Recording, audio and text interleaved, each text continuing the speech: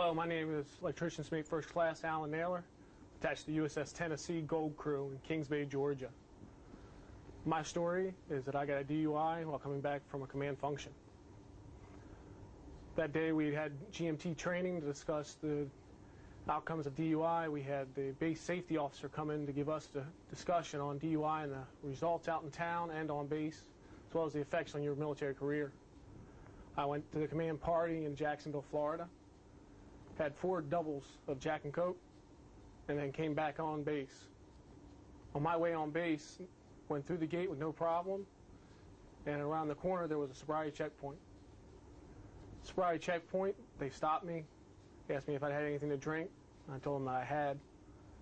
They had me step out of the car, perform a field sobriety test, and give me a breathalyzer.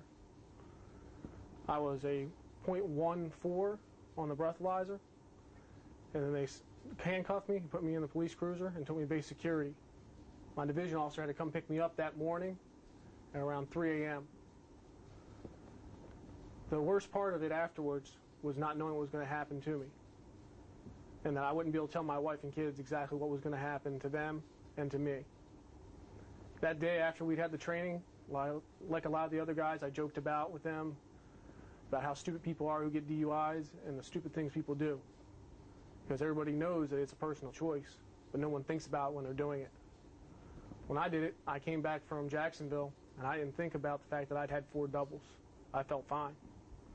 When I came on base, they knew I'd been drinking.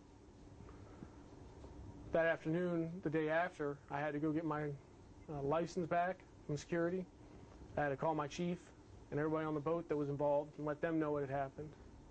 And for the next 2 weeks, I had to deal with everybody on the command knowing that I'd gotten a DUI, somebody who checked into the command and was going to be one of their leaders. After I got all the paperwork sorted, they took me to mast. I got 2 times pay, suspended for 6 months, a bus rank to 2nd class, and my chief selection package was at the chief's board was pulled. Assuming that I hadn't made chief, I still would have lost $60,000 over the next 3 years. And if I'd made chief, it would have been almost $100,000. The command didn't put me in a position of responsibility or authority, and for the next year, I spent working my butt off, making sure that everybody knew that I was a trustworthy and capable individual, because after that DUI, they knew that they couldn't trust me to do my job without keeping an eye on me.